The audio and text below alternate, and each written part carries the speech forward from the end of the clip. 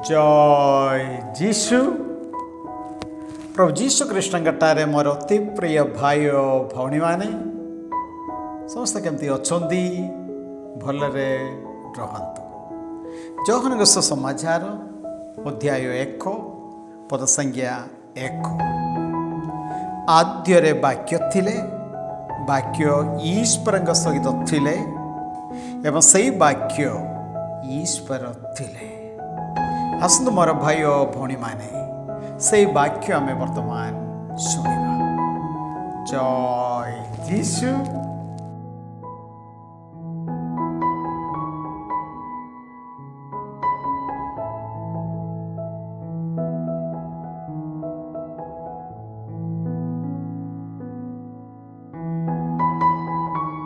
बहिर्गमन 6 अध्याय 1 मोसेसଙ୍କ प्रति प्रभुଙ୍କ उद्बोधन। से समय रे प्रभु मोसेसଙ୍କୁ कहिले, मु फार प्रति जहा साधन करिबी तुमे ताहा सहसा देखिबाकू पाइब। शक्तिशाली बाहु द्वारा बाध्य करी से सेमानंकू बहिष्कार करिब। हाँ, से निश्चय शक्तिशाली बाहु द्वारा बाध्य करी सेमानंकू देशरू बहिष्कार करिब। ईश्वर पुनर्बार कहिले, मु अटे प्रभु। अब्राहम, इसहाक और जाकोबंक प्रति मु सर्वशक्तिमान ईश्वर समान उभा हेली। प्रभु नामक मोर नामरे मु सेमानंक ठारे परिचित होई नाही। प्रवासी भावे सेमाने अवस्थान करिथिबा कानान देश को सेमानंकु प्रदान करिया पाई मु सेमानंक सह व्यवस्था विधान सालिश कली। आहुरी मध्य इजिप्टिय माने दास रूपे परिगणित करिथिबा इस्राएलिय जनतार दिन रदन मोर श्रुतिगोचर हेला ओ मोर व्यवस्था संहिता मोर श्रुतिगोचर हेला। सुतरां इस्राएलिय जनता को कुह, मु अटे प्रभु। इजिप्टिय लोके तुम उपरे लदी देइथिबा भार को विच्युत करी मु तुम मानंकु मुक्त करिबी। तुम दासत्वरु मु तुम मानंकु स्वतंत्र करिदेबी। उत्तोलित बाहुपूर्वक सेमानंकु कठिन शास्ति देई मु तुम मानंकु उद्धार करिबी। मोर सज्जन रूपे मु तुमको ग्रहण करिबी एवं मु तुमर ईश्वर हेबी। इजिप्टिय मानंक दासत्वरु जिए तुम मानंकु स्वाधीन कले सिए अटंती मु प्रभु तुम ईश्वर। तुमे माने एहा अवगत हेब।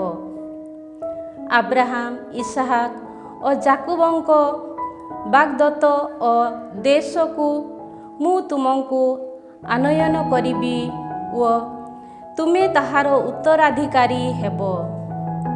मु अटे प्रभु।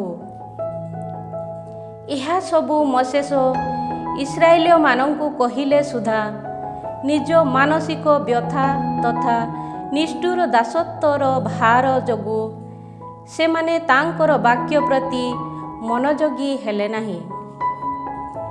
प्रभु मोसेसंकु कहिले, तुमे जाई इजिप्टर राजा फारोंकु कुह जे इस्राएलिय मानंकु बहिर्गत हेबा पाई से अनुमति देउ। किंतु मोसेस प्रभुंकु कहिले, देख इस्राएलिय जनता मध्य मोर वाक्य प्रति कर्ण दियंती नाही। ताहा हेले फारो काहीकि मो कथा शुणिबे? यह छड़ा मु जणे बाक्शक्ति विहीन व्यक्ति। तहु इस्राएलिय जनता को इजिप्टरू बाहर करी आनिबा सकाशे एक आदेश देई मोसेस ओ आरोन को इजिप्ट राजा फारोंक पाखको जिबा पाई प्रभु कहिले। एही माने हेले सेमानंक गोष्ठी समूहर कुलपति गण। इस्राएलଙ୍କ प्रथम जात ରେଉବେନଙ୍କ ପୁତ୍ରମାନେ ହାନକ, ପାଲୁ, ହେସ୍ରୋନ ଓ କାର୍ମି। ଏ ସମସ୍ତେ ହେଲେ ରେଉବେନ ଗୋଷ୍ଠୀଜ ପରିବାର ବର୍ଗ। ସିମିୟନଙ୍କ ପୁତ୍ରମାନେ ଜେମୁଏଲ, ଜାମିନ, ଓହାଦ, ଜାଖିନ, ସୋହାର ଓ କାନାନୀୟ ନାରୀ ଜାତ ସାଉଲ। ଏ ସମସ୍ତେ ହେଲେ ସିମିୟନ ଗୋଷ୍ଠୀଜ ପରିବାର ବର୍ଗ। ସକୁଳାନୁକ୍ରମେ ଲେବୀଙ୍କ ପୁତ୍ରମାନଙ୍କ ନାମ ହେଲା ଗେର୍ସନ, କୋହାତ ଓ ମେରାରୀ। ଲେବୀଙ୍କ ଆୟୁଷ କାଳ ଥିଲା 137 ବର୍ଷ। ଗେର୍ସନଙ୍କ ପୁତ୍ରଗଣ ସେମାନଙ୍କ କୁଳବର୍ଗାନୁକ୍ରମେ ଥିଲେ ଲିବ୍ନି ଓ ସିମେଇ। କୋହାତଙ୍କ ପୁତ୍ରଗଣ ଆମ୍ରାନ, ଇସାର, ହେବ୍ରୋନ ଓ ଉସିଏଲ। କୋହାତଙ୍କ ଆୟୁଷ କାଳ ଥିଲା 133 ବର୍ଷ। ମେରାରୀଙ୍କ ପୁତ୍ରଗଣ ମାହଲି ଓ ମୁସି। ସପରିବାର ବର୍ଗାନୁଯାୟୀ ଏ ସମସ୍ତ ହେଲେ ଲେବୀ ଗୋଷ୍ଠୀଜ ପରିବାର ବର୍ଗ। ଆମ୍ରାମ ନିଜ ପିତାଙ୍କ ସହୋଦରୀ ଯୋଖେବେଦକୁ ପତ୍ନୀ ରୂପେ ଗ୍ରହଣ କଲା ଓ ସେ ଅନ୍ତଃସତ୍ତ୍ୱା ହୋଇ ଆରୋନ ଓ ମୋସେସଙ୍କୁ ଜନ୍ମ ଦେଲା। ଆମ୍ରାମଙ୍କ ଆୟୁଷ କାଳ ଥିଲା 137 ବର୍ଷ। ଇସାରଙ୍କ ପୁତ୍ରଗଣ କୋରା, ନେଫେଗ ଓ ସିକ୍ରି। ଉସିଏଲଙ୍କ ପୁତ୍ରଗଣ ମିସାଏଲ, ଏଲସାଫାନ ଓ ସିଥ୍ରି। ଆମିନାଦାବଙ୍କ କନ୍ୟା ତଥା ନାହାଶଣଙ୍କ ସହୋଦରୀ ଏଲିସେବାଙ୍କୁ ଆରୋନ ପତ୍ନୀ ରୂପେ ଗ୍ରହଣ କଲେ। ସେ ଅନ୍ତଃସତ୍ତ୍ୱା ହୋଇ ନାଦାବ, ଆବିହୁ, ଏଲେଆସାର ଓ ଇଥାମାରଙ୍କୁ ଜନ୍ମ ଦେଲା। କୋରାହଙ୍କ ପୁତ୍ରଗଣ ଆସିର, ଏଲକାନା ଓ ଆବିଆସାପ। ଏ ସମସ୍ତେ କୋରାହୀୟ ପରିବାର ବର୍ଗ। ଆରୋନଙ୍କ ପୁତ୍ର ଏଲେଆସାର ପୁଥିଏଲଙ୍କ ଜଣେ କନ୍ୟାକୁ ପତ୍ନୀ ରୂପେ ଗ୍ରହଣ କଲା ଓ ତା ପାଇଁ ସେ ଫିନେହାସ ନାମକ ଜଣେ ପୁତ୍ରକୁ ଜନ୍ମ ଦେଲା। ଏ ସମସ୍ତେ ହେଲେ ଲେବୀ ଗୋଷ୍ଠୀଜ ପରିବାର ବର୍ଗ। ଇଜିପ୍ଟରୁ ଇସ୍ରାଏଲୀୟ ଜନତାକୁ ନିଜ ନିଜ ଦଳାନୁକ୍ରମେ ବାହାର କରି ଆଣ। ପ୍ରଭୁ ଏହିପରି ଯେଉଁମାନଙ୍କୁ ଆଦେଶ ଦେଇଥିଲେ ସେମାନେ ହେଲେ ଏହି ଆରୋନ ଓ ମୋସେସ। ଇସ୍ରାଏଲୀୟ ଜନତାକୁ ଇଜିପ୍ଟରୁ ବାହାର କରି ଆଣିବା ସମ୍ପର୍କରେ ଏହିମାନେ ଇଜିପ୍ଟର ରାଜା ଫାରୋଙ୍କ ସଙ୍ଗରେ କଥୋପକଥନ କଲେ। ଇଜିପ୍ଟରେ ପ୍ରଭୁ ମୋସେସଙ୍କ ସହ କଥାବାର୍ତ୍ତା କରିଥିବା ଦିବସରେ ତାଙ୍କୁ ଏପରି ଭାବରେ କହିଥିଲେ, ମୁଁ ଅଟେ ପ୍ରଭୁ। ମୁଁ ଯେଉଁ ଆଦେଶ ତୁମକୁ ଦେବି ତୁମେ ତାହା ଇଜିପ୍ଟର ରାଜା ଫାରୋଙ୍କୁ ଜଣାଇବ। ସେ ସମୟରେ ମୋସେସ ପ୍ରଭୁଙ୍କୁ କହିଲେ, ବାକ୍‌ଶକ୍ତି ବିହୀନ ଜଣେ ବ୍ୟକ୍ତି ମୁଁ। ତାହାହେଲେ ଫାରୋ କିପରି ବା ମୋର ବାକ୍ୟ ଶୁଣିବେ? ଅଧ୍ୟାୟ 7। ଫାରୋଙ୍କ ସମ୍ମୁଖରେ ପୁନରାୟ ମୋସେସ। ପ୍ରଭୁ ମୋସେସଙ୍କୁ କହିଲେ, ଦେଖ, ଫାରୋ ପ୍ରତି ମୁଁ ତୁମକୁ ଈଶ୍ୱର ତୁଲ୍ୟ ନିଯୁକ୍ତି ଦେଇଅଛି ଓ ତୁମ ସହୋଦର ଆରୋନ ତୁମର ପ୍ରବକ୍ତା ହେବ। ମୁଁ ଯେଉଁ ଆଦେଶ ତୁମକୁ ଦେବି ତୁମେ ତାହା ଆରୋନଙ୍କୁ ଜଣାଇବ। ଫାରୋ ଯେପରି ନିଜ ଦେଶରୁ ଇସ୍ରାଏଲୀୟମାନଙ୍କୁ ଯିବାକୁ ଦିଏ ସେଥିପାଇଁ ଆରୋନ ତା ସହ କଥାବାର୍ତ୍ତା କରିବ। ମୁଁ ଫାରୋର ହୃଦୟକୁ କଠିନ କରିବି। ଇଜିପ୍ଟରେ ମୁଁ ବହୁବିଧ ନିଦର୍ଶନ ତଥା ଅଦ୍ଭୁତ କର୍ମାବଳୀ ସମ୍ପାଦନ କରିବା ସତ୍ତ୍ୱେ ସେ ତୁମର ବାକ୍ୟ ପ୍ରତି କର୍ଣ୍ଣ ଦେବ ନାହିଁ। ସେ ସମୟରେ ମୁଁ ଇଜିପ୍ଟ ପ୍ରତି କଠିନ ଶାସ୍ତି ବିଧାନ କରି ମୋର ସେନାବାହିନୀ ତଥା ଜନତା ଇସ୍ରାଏଲୀୟ ସନ୍ତାନମାନଙ୍କୁ ଇଜିପ୍ଟରୁ ବହିର୍ଗତ କରି ଆଣିବେ। ଇଜିପ୍ଟ ବିରୁଦ୍ଧରେ ମୋର ହସ୍ତ ବିସ୍ତାର କରି ଇସ୍ରାଏଲୀୟ ଜନତାକୁ ସେମାନଙ୍କ ମଧ୍ୟରୁ ମୁଁ ବହିର୍ଗତ କରି ଆଣିବା ସମୟରେ ମୁଁ ଅଟେ ପ୍ରଭୁ ବୋଲି ଇଜିପ୍ଟୀୟମାନେ ହୃଦୟଙ୍ଗମ କରିବେ। ପ୍ରଭୁ ଯେଉଁ ସମସ୍ତ ଆଦେଶ ଦେଲେ ମୋଶେସ୍ ଓ ଆରୋନ ସେସବୁ ପାଳନ କଲେ।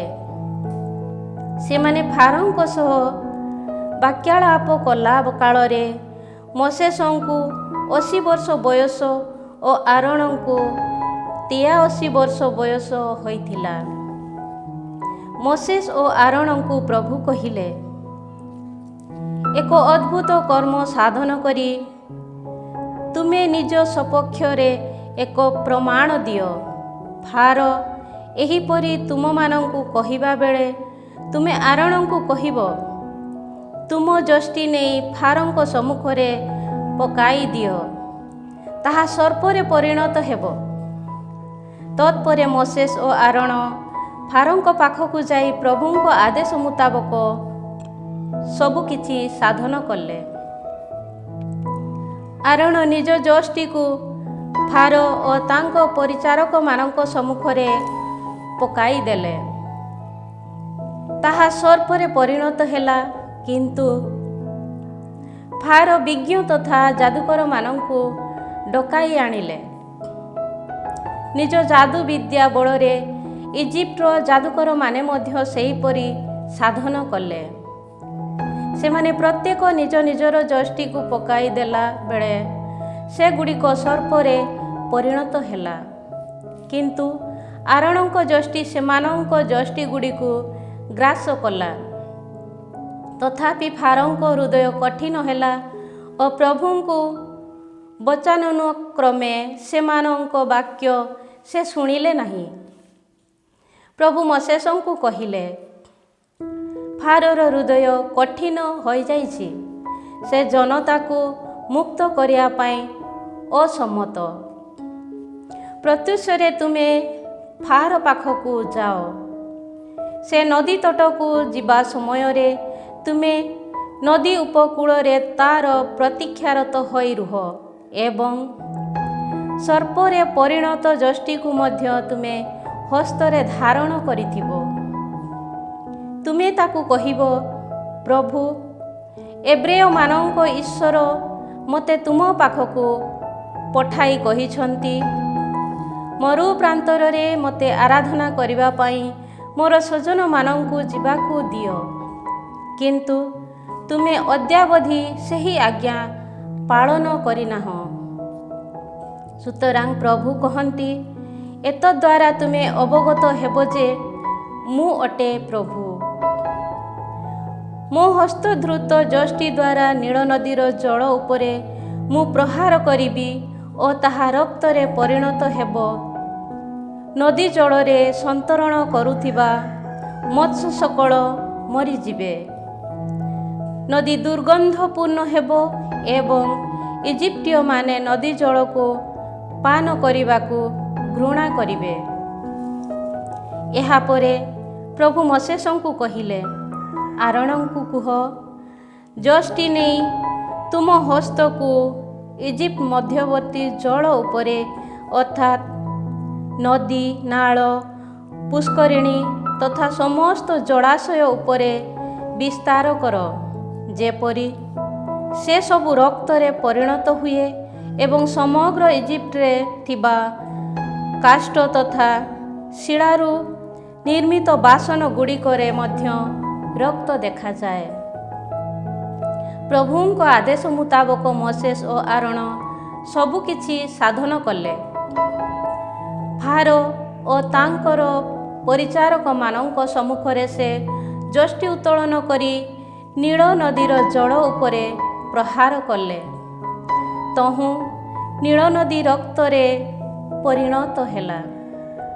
ନଦୀ ଜଳରେ ସନ୍ତରଣରତ ମତ୍ସ୍ୟଗଣ ମରିଗଲେ ଓ ନଦୀ ଦୁର୍ଗନ୍ଧରେ ପୂର୍ଣ୍ଣ ହେଲା। ଫଳରେ ଇଜିପ୍ଟୀୟମାନେ ନୀଳ ନଦୀର ଜଳ ପାନ କରି ପାରିଲେ ନାହିଁ। ସାରା ଇଜିପ୍ଟ ରକ୍ତରେ ପ୍ଳାବିତ ହେଲା। କିନ୍ତୁ ଇଜିପ୍ଟର ମାୟାବୀମାନେ ମଧ୍ୟ ନିଜ ମନ୍ତ୍ର ବିଦ୍ୟା ବଳରେ ସେହିଭଳି ଭାବେ ସାଧନ କଲେ। ଫଳରେ ଭାର ଅଧିକ କଠିନ ହେଲେ ଏବଂ ପ୍ରଭୁଙ୍କ ବଚାନୁଯାୟୀ ସେମାନଙ୍କ ବାକ୍ୟ ପ୍ରତି ମନୋଯୋଗୀ ହେଲେ ନାହିଁ। ତତ୍ପରେ ଫାର ନିଜ ଗୃହକୁ ଫେରିଗଲେ ଓ ଏ ବିଷୟରେ ସେ ସମ୍ପୂର୍ଣ୍ଣ ଭୁଲିଗଲେ। ନଦୀର ଜଳ ପାନ କରିବା ପାଇଁ ଅସମର୍ଥ ହେବାରୁ ଇଜିପ୍ଟୀୟ ଲୋକେ ପାନୀୟ ଜଳ ସନ୍ଧାନାର୍ଥେ ନୀଳ ନଦୀର ତଟ ଦେଶରେ ଗର୍ତ୍ତମାନ ଖୋଳିଲେ। ପ୍ରଭୁ ନୀଳ ନଦୀର ଜଳ ଉପରେ ପ୍ରହାର କରିବା ଦିନଠାରୁ 7 ଦିବସ ଅତିବାହିତ ହେଲା। ବହିର୍ଗମନ 8। ଦ୍ୱିତୀୟ ମହାମାରୀ ମଣ୍ଡୁକମାନଙ୍କ ସଂଖ୍ୟା ବୃଦ୍ଧି। ତତ୍ପରେ ପ୍ରଭୁ ମୋଶେସଙ୍କୁ କହିଲେ, ଫାର ପାଖକୁ ଯାଇ କୁହ, ପ୍ରଭୁ କହନ୍ତି, ମୋର ଆରାଧନା ପାଇଁ ମୋର ସଜ୍ଜନମାନଙ୍କୁ ଯିବାକୁ ଦିଅ। କିନ୍ତୁ ସେମାନଙ୍କୁ ମୁକ୍ତ କରିବା ପାଇଁ ତୁମେ ଅସମ୍ମତ ହେଲ। ମଣ୍ଡୁକମାନଙ୍କ ଦ୍ୱାରା ମୁଁ ତୁମ ରାଜ୍ୟକୁ ଉତ୍ପୀଡ଼ିନ କରିବି। ନୀଳ ନଦୀରେ ମଣ୍ଡୁକମାନଙ୍କ ସଂଖ୍ୟା ଏପରି ଭାବେ ବୃଦ୍ଧିପ୍ରାପ୍ତ ହେବ ଯେ ସେଗୁଡ଼ିକ ତୁମ ଗୃହ ମଧ୍ୟସ୍ଥ ଶୟନକକ୍ଷ, ଶଯ୍ୟା, ତୁମ ପରିଚାରକ ତଥା ପ୍ରଜାମାନଙ୍କ ଗୃହ, ତୁମ ସାକଶାଳା ତଥା ତୁମ ମଇଦା ଦଳା ବାସନଗୁଡ଼ିକ ମଧ୍ୟକୁ ପ୍ରବେଶ କରିବେ। ସେହି ମଣ୍ଡୁକମାନେ ତୁମ ତଥା ତୁମ ପରିଚାରକ ଓ ପ୍ରଜାମାନଙ୍କ ଉପରକୁ ଉଠି ଆସିବେ। ପ୍ରଭୁ ମୋଶେସଙ୍କୁ ପୁନରାୟ ନିର୍ଦ୍ଦେଶ ଦେଲେ, ଆରୋନଙ୍କୁ କୁହ, ଯଷ୍ଟି ଧାରଣ କର ଓ ନଦୀ, ନାଳ ତଥା ଜଳାଶୟ ସମୂହ ଉପରେ ହସ୍ତ ବିସ୍ତାର କରି ସମଗ୍ର ଇଜିପ୍ଟକୁ ମଣ୍ଡୁକମାନଙ୍କ ଦ୍ୱାରା ପୂର୍ଣ୍ଣ କରିଦିଅ। ତହୁଁ ଆରୋନ ଇଜିପ୍ଟର ଜଳାଶୟ ଗୁଡ଼ିକ ଉପରେ ହସ୍ତ ବିସ୍ତାର କଲେ ଓ ସମଗ୍ର ଇଜିପ୍ଟ ମଣ୍ଡୁକମାନଙ୍କ ଦ୍ୱାରା ପୂର୍ଣ୍ଣ ହେଲା। କିନ୍ତୁ ମାୟାବୀଗଣ ମଧ୍ୟ ନିଜ ମନ୍ତ୍ର ବିଦ୍ୟା ବଳରେ ଇଜିପ୍ଟକୁ ମଣ୍ଡୁକମାନଙ୍କୁ ଆଣିବା ପାଇଁ ସକ୍ଷମ ହେଲେ। ଏହାପରେ ଫାର ମୋଶେସ ଓ ଆରୋନଙ୍କୁ ଡାକି କହିଲେ, ମୋର ଓ ମୋ ପ୍ରଜାମାନଙ୍କଠାରୁ ମଣ୍ଡୁକମାନଙ୍କୁ ଦୂରେଇ ଦେବା ପାଇଁ ତୁମେ ପ୍ରଭୁଙ୍କ ସନ୍ନିଧାନରେ ପ୍ରାର୍ଥନା କର। ପ୍ରଭୁଙ୍କ ଉଦ୍ଦେଶ୍ୟରେ ନୈବେଦ୍ୟ ଉତ୍ସର୍ଗ କରିବା ନିମନ୍ତେ ଯିବା ପାଇଁ ମୁଁ ଜନତାକୁ ଅନୁମତି ଦେବି। ମୋଶେସ ଫାରୋଙ୍କୁ କହିଲେ, ମଣ୍ଡୁକମାନଙ୍କୁ ତୁମଠାରୁ ଓ ତୁମ ଗୃହଗୁଡ଼ିକରୁ ଦୂରେଇ ରଖି ନୀଳ ନଦୀ ଜଳରେ ଏକତ୍ରିତ କରିବା ଉଦ୍ଦେଶ୍ୟରେ ତୁମ ପରିଚାରକ ଓ ପ୍ରଜାମାନଙ୍କ ନିମନ୍ତେ ମୁଁ କେଉଁ ସମୟରେ ପ୍ରାର୍ଥନା କରିବି, ତାହା ମୋତେ ସଦୟ ହୋଇ କୁହ। ଫାରୋ କହିଲେ, ଆସନ୍ତାକାଲି। ତହୁଁ ମୋଶେସ ପୁନଶ୍ଚ କହିଲେ, ତୁମ ବାକ୍ୟାନୁଯାୟୀ ସମ୍ଭବ ହେବ। ଏତଦ୍ୱାରା ତୁମେ ବୁଝିନେବ ଯେ ପ୍ରଭୁ ଆମ ଈଶ୍ୱରଙ୍କ ସଦୃଶ୍ୟ ଅନ୍ୟ କେହି ନାହାନ୍ତି। ମଣ୍ଡୁକମାନେ ତୁମଠାରୁ, ତୁମ ଗୃହ, ତୁମ ପରିଚାରକ ତଥା ପ୍ରଜାମାନଙ୍କ ପାଖରୁ ଦୂରେଇ ଯିବେ ଏବଂ କେବଳ ନୀଳ ନଦୀ ଜଳରେ ଅବସ୍ଥାନ କରିବେ। ମୋଶେସ ଓ ଆରୋନ ଫାରୋଙ୍କ ପାଖରୁ ପ୍ରସ୍ଥାନ କଲେ। ମଣ୍ଡୁକମାନଙ୍କ ସମ୍ପର୍କରେ ଫାରୋଙ୍କ ସଙ୍ଗରେ କରିଥିବା ଚୁକ୍ତି ଅନୁଯାୟୀ ମୋଶେସ ପ୍ରଭୁଙ୍କୁ ପ୍ରାର୍ଥନା କଲେ। ପ୍ରଭୁ ମୋଶେସଙ୍କ ପ୍ରାର୍ଥନାକୁ ଫଳବତୀ କଲେ। ଗୃହ ପ୍ରାଙ୍ଗଣ ତଥା କ୍ଷେତରୁ ମଣ୍ଡୁକମାନେ ମରିଗଲେ। ଲୋକେ ସେ ସବୁକୁ ଏକତ୍ରିତ କଲେ ଓ ସେଗୁଡ଼ିକ ଏକ ବିରାଟ ଗଦାରେ ପରିଣତ ହେଲା। ଫଳରେ ଦେଶ ଦୁର୍ଗନ୍ଧରେ ପୂର୍ଣ୍ଣ ହେଲା। ଆଶ୍ୱାସନା ପ୍ରାପ୍ତ ହୋଇଥିବା ଦେଖି ପ୍ରଭୁଙ୍କ ବଚନାନୁଯାୟୀ ଫାରୋ ନିଜ ହୃଦୟକୁ କଠିନ କଲେ ଓ ସେମାନଙ୍କ ବାକ୍ୟ ପ୍ରତି ଧ୍ୟାନ ଦେଲେ ନାହିଁ। ତୃତୀୟ ମହାମାରୀ ମଶାମାନଙ୍କ ବୃଦ୍ଧି। ପ୍ରଭୁ ପୁଣି ମୋଶେସଙ୍କୁ କହିଲେ, ଆରୋନଙ୍କୁ କୁହ, ତୁମ ଯଷ୍ଟି ଧରି ଭୂପୃଷ୍ଠ ଧୂଳି ଉପରେ ପ୍ରହାର କର, ଯେପରି ସେହି ଧୂଳି ମଶାରେ ପରିଣତ ହୋଇ ସମଗ୍ର ଇଜିପ୍ଟରେ ବ୍ୟାପି ଯିବେ। ସେ ତାହା ସାଧନ କଲେ। ଆରୋନ ଯଷ୍ଟି ଧରି ଭୂପୃଷ୍ଠର ଧୂଳି ଉପରେ ପ୍ରହାର କଲେ। ମଣିଷ ତଥା ପଶୁମାନଙ୍କୁ ସହସା ମଶାମାନେ ଆବୃତ କଲେ। ଭୂପୃଷ୍ଠର ସମସ୍ତ ଧୂଳି ମଶାରେ ପରିଣତ ହୋଇ ସାରା ଇଜିପ୍ଟରେ ବ୍ୟାପିଗଲା। ମାୟାବୀମାନେ ମଧ୍ୟ ନିଜ ମନ୍ତ୍ର ବିଦ୍ୟା ବଳରେ ମଶାମାନଙ୍କୁ ଉତ୍ପନ୍ନ କରିବାକୁ ଉଦ୍ୟତ ହେଲେ, କିନ୍ତୁ ପାରିଲେ ନାହିଁ। ମଣିଷ ଓ ପଶୁମାନଙ୍କ ଉପରେ ମଶାଗୁଡ଼ିକ ସମ୍ପୂର୍ଣ୍ଣ ଭାବେ ଆବୃତ ହୋଇ ରହିଲେ। ସେ ସମୟରେ ମାୟାବୀମାନେ ଫାରୋଙ୍କୁ କହିଲେ, ଏହା ଅବଶ୍ୟ ଦିବ୍ୟାଙ୍ଗୁଳି ଦ୍ୱାରା ସମ୍ପାଦିତ କାର୍ଯ୍ୟକଳାପ। ତଥାପି ପ୍ରଭୁ କଥିତ ବଚନାନୁଯାୟୀ ଫାରୋଙ୍କ ହୃଦୟ କଠିନ ହୋଇ ରହିଲା ଓ ସେ ସେମାନଙ୍କ ବାକ୍ୟ ଶୁଣିଲେ ନାହିଁ। ଚତୁର୍ଥ ମହାମାରୀ ଡାଁସମାନଙ୍କ ବୃଦ୍ଧି। ପ୍ରଭୁ ମୋଶେସଙ୍କୁ କହିଲେ, ତୁମେ ପ୍ରତ୍ୟୁଷରେ ଉଠି ନଦୀ ତଟକୁ ଫାରୋର ଯାତ୍ରା କାଳରେ ତାକୁ ପ୍ରତୀକ୍ଷା କର ଓ କୁହ, ପ୍ରଭୁ କହନ୍ତି, ମୋତେ ଆରାଧନା କରିବା ପାଇଁ ମୋର ସ୍ୱଜନମାନଙ୍କୁ ଯିବାକୁ ଦିଅ। ମୋର ସ୍ୱଜନମାନଙ୍କୁ ମୁକ୍ତ ନ କଲେ ତୁମର ଓ ତୁମ ପରିଚାରକ ଏବଂ ପ୍ରଜାମାନଙ୍କ ନିକଟକୁ ମୁଁ ଡାଁସପୁଞ୍ଜ ପଠାଇବି। ଇଜିପ୍ଟୀୟମାନଙ୍କ ଗୃହ ତଥା ସେମାନେ ଦଣ୍ଡାୟମାନ ହୋଇଥିବା ସ୍ଥାନଗୁଡ଼ିକ ସେହି ଡାଁସମାନଙ୍କ ଦ୍ୱାରା ପୂର୍ଣ୍ଣ ହେବ। କିନ୍ତୁ ସେଦିନ ମୋର ସ୍ୱଜନମାନଙ୍କ ବାସସ୍ଥଳୀ ଗୋସେନ ପ୍ରଦେଶକୁ ମୁଁ ବାଦ ଦେବି। ସେ ସ୍ଥାନରେ ଡାଁସପୁଞ୍ଜ ପରିଦୃଷ୍ଟ ହେବେ ନାହିଁ। ଏପରି ଭାବେ ଧରା ବକ୍ଷରେ ମୁଁ ଅଟେ ପ୍ରଭୁ ବୋଲି ତୁମେ ଅବଗତ ହେବ। ମୋର ସ୍ୱଜନମାନଙ୍କୁ ତୁମ ପ୍ରଜାମାନଙ୍କ ଠାରୁ ମୁଁ ବିଭକ୍ତ କରିବି। ଏହି ନିଦର୍ଶନ ଆସନ୍ତାକାଲି ସୁଦ୍ଧା ଦେଖାଯିବ। ପ୍ରଭୁ ତାହା ସମ୍ପାଦନ କଲେ। କେବଳ ଫାରୋଙ୍କ ଗୃହ ତଥା ତାଙ୍କ ପରିଚାରକମାନଙ୍କ ଗୃହଗୁଡ଼ିକ ନୁହେଁ, ବରଂ ସମଗ୍ର ଇଜିପ୍ଟ ଡାଁସପୁଞ୍ଜରେ ପୂର୍ଣ୍ଣ ହେଲା।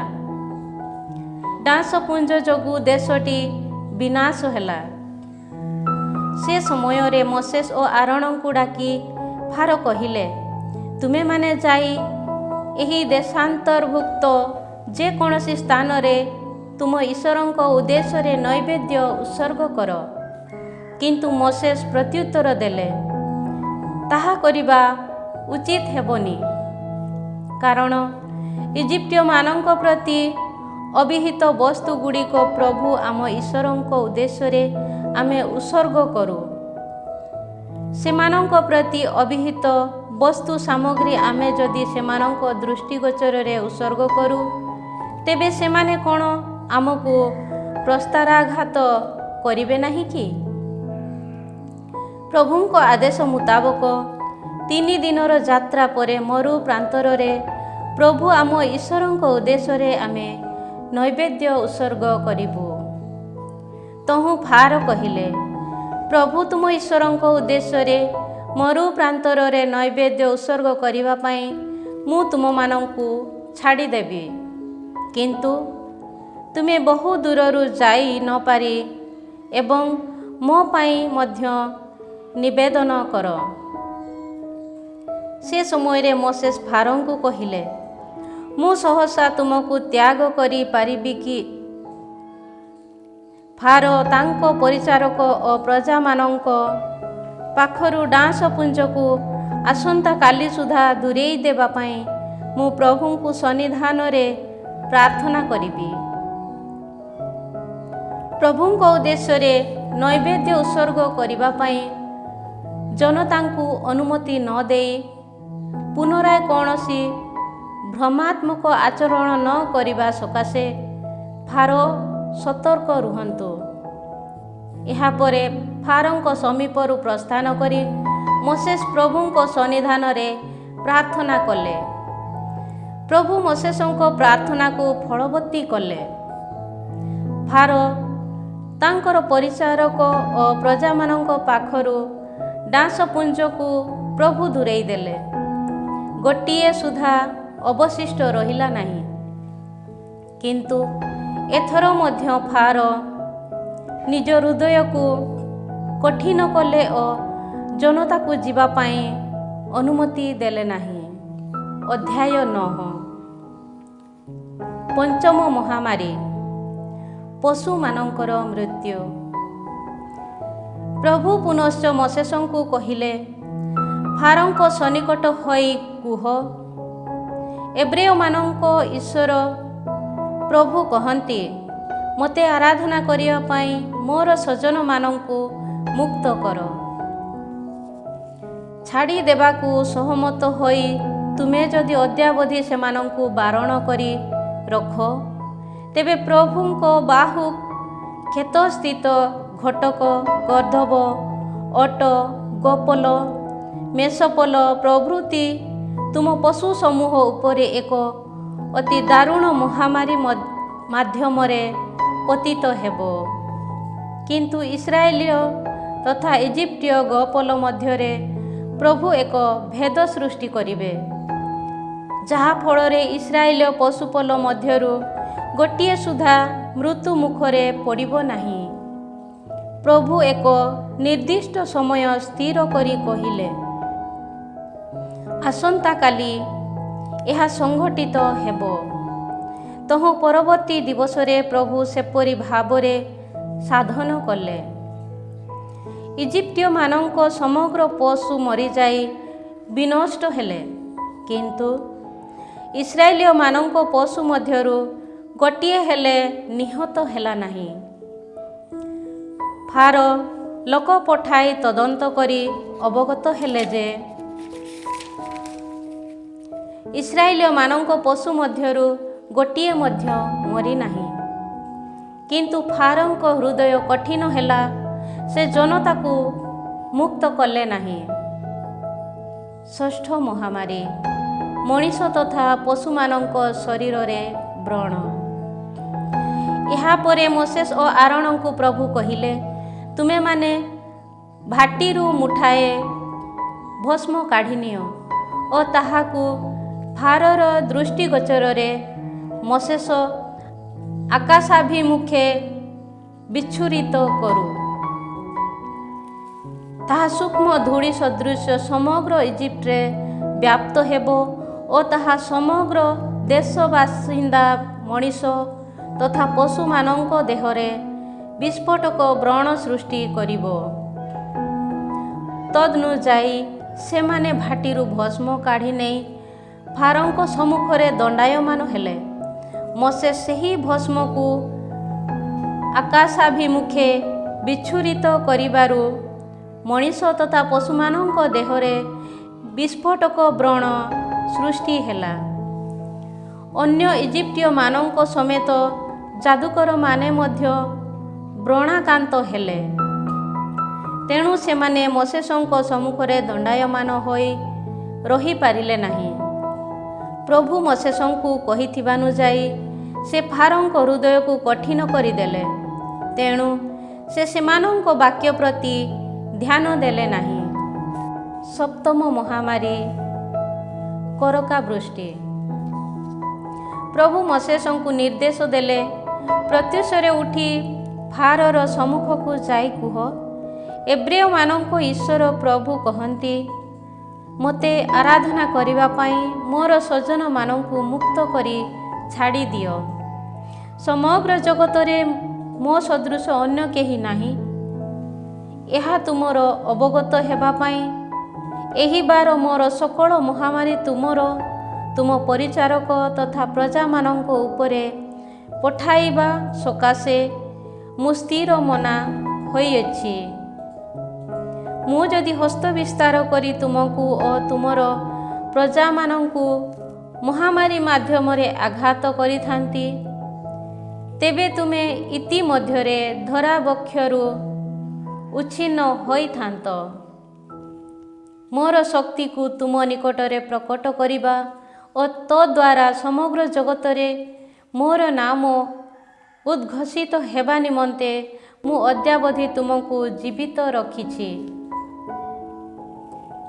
ମୋର ସ୍ୱଜନମାନଙ୍କୁ ମୁକ୍ତ କରି ଛାଡ଼ିଦେବା ପରିବର୍ତ୍ତେ ତୁମେ ସେମାନଙ୍କ ବିପକ୍ଷରେ ନିଜର ଅହଙ୍କାର ପ୍ରଦର୍ଶନ କରୁଛ।